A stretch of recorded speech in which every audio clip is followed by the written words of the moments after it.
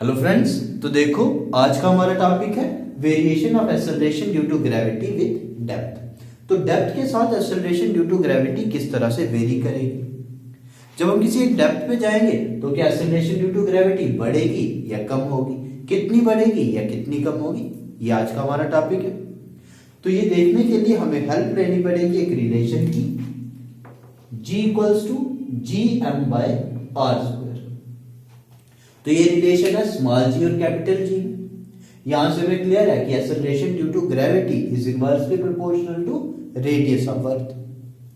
यहां पे जी है ग्रेविटेशनल कांस्टेंट, ये m है मास ऑफ अर्थ। तो देखो ये वेरिएशन देखने के लिए सबसे पहले हम सपोज करेंगे अर्थ की शेप जो है वो स्फेरिकल है। एक्चुअली अर्थ की शेप है एलिप्टिकल, बट हम यहां पे स्फेरिकल सपोज करके चलेंगे। तो देखो अर्थ अगर इस तरह से, ये अर्थ का रेडियस r है, ठीक है।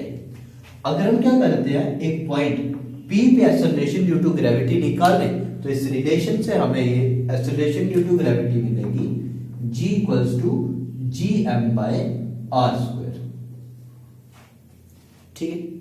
G equals to Gm/r²।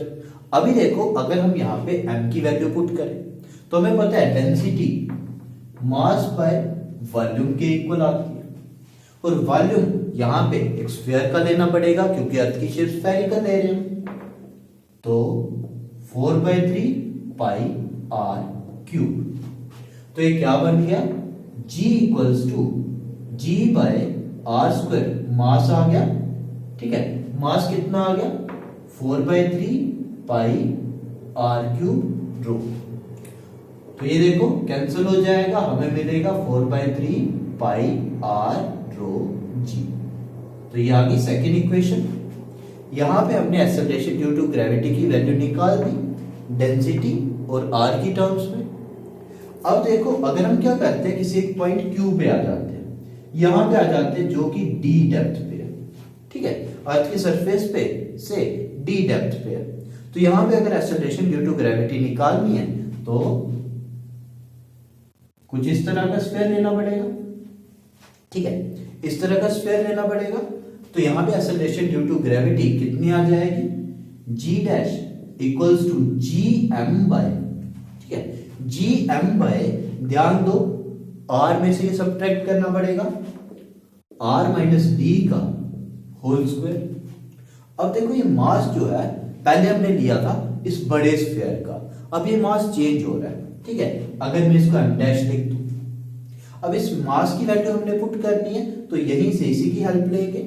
तो मास था हमारे पास density into volume, density into volume, volume 4/3 pi. अब कितना रेडियस है स्फीयर का, तो r-d का होल क्यूब इनटू, ठीक है, ये वॉल्यूम आ गया इनटू डेंसिटी। तो मास आ गया वॉल्यूम इनटू डेंसिटी, ये वैल्यू यहां पे यूज करते हैं। G dash equals to G/r-d का होल स्क्वायर, और ये जो छोटा स्फीयर है इसका मास कितना आया, तो 4/3 पाई r-d का होल क्यूब इनटू रो। तो ये कैंसिल, क्या बचा 4/3 पाई r-d रो g। ये आ गया इक्वेशन नंबर 3, ठीक है। तो अभी हम क्या करेंगे, इन दोनों को कंपेयर करेंगे G डैश और G को। हमें पता लगेगा कि एक्सेलरेशन ड्यू टू ग्रेविटी किस तरह से चेंज हो रही है। तो हम लेते हैं G डैश बाई G, तो ये कितना आएगा 4/3 pi r-d rho g divided by G। G की वैल्यू ये 4/3 पाई r⍴g, ये कैंसिल, रो g ये भी कैंसिल, हमारे पास बचेगा r-d/r।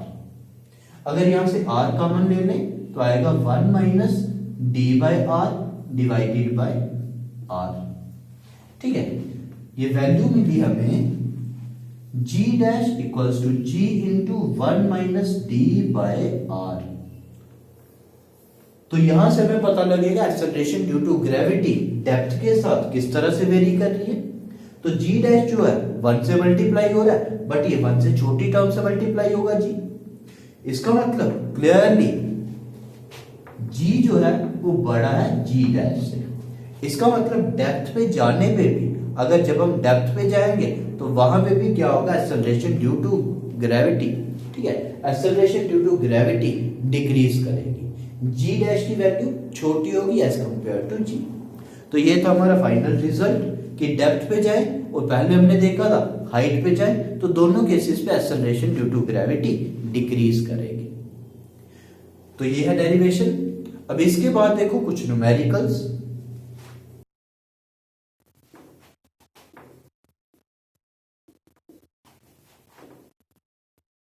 तो देखो ये दो न्यूमेरिकल्स है हमारे पास। फर्स्ट में हमें बोला गया है कि बताओ how much below the surface of earth does G reduces to 1% of its value on surface of अर्थ।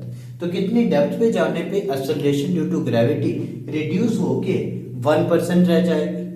मतलब जी डैश जो है वो है 1% ऑफ जी, मतलब 1/100 इंटू जी। ठीक है, यहां पे देखो रिलेशन यूज करेंगे हम डेप्थ वाला, G dash equals to G into 1 minus D by R. तो जी डैश की वैल्यू हमारे पास है, तो G by 100 equals to G into 1 minus D by R. ये कैंसिल, तो ये क्या आ जाएगा, 1 minus D by R equals to 1 by 100। ठीक है, इसको सॉल्व करें तो ये बनेगा 1 minus 1 by 100 equals to D by R, या फिर 99/100 into 6400 kilometre equals to D. जिसको सॉल्व करने पे हमें मिलेगा डी की वैल्यू 6336 किलोमीटर। तो अगर हम क्या करते हैं, इतनी डेप्थ पे चले जाएं तो acceleration due to gravity reduce होके 1% रह जाएगी of its actual value. Clear है? इसके बाद नेक्स्ट देखो, the percentage decrease in weight of body when taken to a depth 16 kilometer below the surface of earth। तो percentage decrease, तो ये होगा actual weight minus decreased weight by actual weight into 100%। इनकी जब वैल्यूज पुट करेंगे WmG के equal put करेंगे तो ये बनेगा हमारा mg minus mg dash by mg into 100%। Solve करने पे 1 minus G dash by G into 100%। तो हमें जी डैश बाय जी की वैल्यू निकालनी है, जो यहां से इस रिलेशन से हमें मिलेगी। जी डैश बाय जी किसके इक्वल है, 1 माइनस डी बाय आर। तो 1 माइनस डेप्थ हमें दी हुई है 16 किलोमीटर बाय 6400 किलोमीटर। ठीक है, तो ये आएगा 1 माइनस 1 बाय 400, 399 बाय 400। ठीक है, ये वैल्यू हम यहां पे पुट करेंगे तो परसेंटेज डिक्रीज कितना आ जाएगा, 1 माइनस 399 बाय 400 इंटू 100%। तो ये आएगा 1 बाय 400 इंटू 100%, 0.25। ठीक है, 0.25% उसमें डिक्रीज आएगी वेट में जब हम जाएंगे 16 kilometre below the surface of earth. तो ये था सेकेंड न्यूमेरिकल। तो ये था variation of acceleration due to gravity with depth. आज हम इतना ही रखेंगे। Thank you.